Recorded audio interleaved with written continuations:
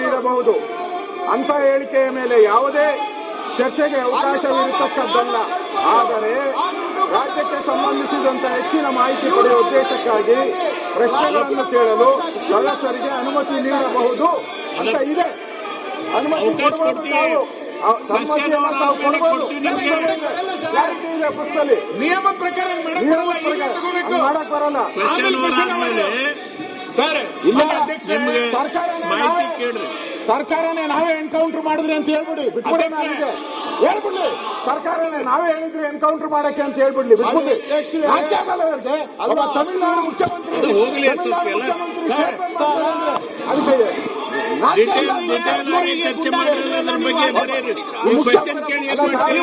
ನಮಗ್ ಬಿಟ್ಬಿಡಿ. ತಮಿಳುನಾಡು ಮುಖ್ಯಮಂತ್ರಿ ಸ್ಟೇಟ್ಮೆಂಟ್ ಮಾಡ್ತಾರೆ, ನಾಚಿಕೆ ಆಗಲ್ಲ, ಖಂಡನೆ ಅಂತ ಹೇಳ್ತಾರೆ. ಸರ್ಕಾರಕ್ಕೆ ಮಾನವರ್ಯಾದೆ ಇದೆಯಾ? ಮಾನವರ್ಯಾದೆ ಇದೆಯಾ ಸರ್ಕಾರಕ್ಕೆ?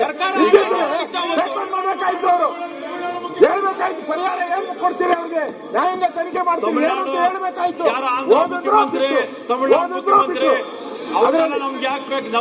ಅದರಲ್ಲಿ ನೋಡಿ ಅವ್ರ ಸ್ಟೇಟ್ಮೆಂಟ್ ಏನೇನಿದ್ದಾರೆ ಅವ್ರ ಮೇಲೆ ಮೊದಲು ಕೇಸ್ ಏನೂ ಇರಲಿಲ್ಲ ಅಂತ ಹೇಳಿದ್ದಾರೆ.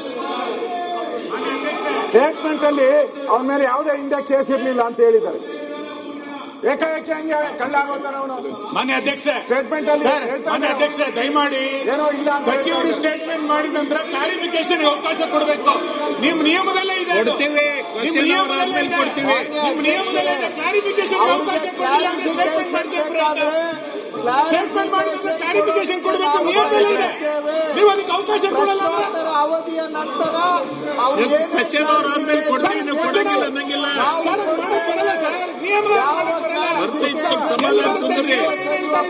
ಇಲ್ಲ. ಚರ್ಚೆಗೆ ಸರ್ಕಾರ ತಯಾರಿದೆ ಸರ್. ಕ್ಲಾರಿಫಿಕೇಶನ್ಗೆ ಉತ್ತರ ಕೊಡ್ತೇವೆ. ಇಲ್ಲ ಅಂತ ಅವಧಿ ನಿಯಮ ಏನ್ ಹೇಳ್ತಾ ಇದೆ? ನಾವು ನಿಯಮ ಬಿಟ್ಟು ಏನೋ ಬೇರೆ ಕೊಡಿ ಅಂತ ಕೇಳ್ತಾ ಇಲ್ಲ. ನಾವು ಕೇಳ್ತಾ ಇರೋದು ಸಚಿವರು ಸ್ಟೇಟ್ಮೆಂಟ್ ಮಾಡಿದ ನಂತರ ಕ್ಲಾರಿಫಿಕೇಶನ್ ಅವಕಾಶ ಕೊಡಿ.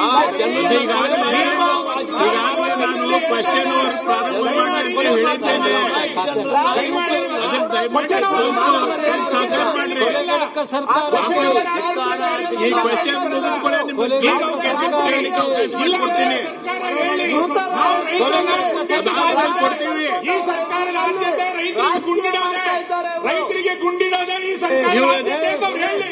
ನಮ್ದೇನು ತೊಂದರೆ ಇಲ್ಲ. ಈ ಸರ್ಕಾರದ ಆದ್ಯತೆ ರೈತರಿಗೆ ಗುಂಡಿಡೋದೇ. ನೀವು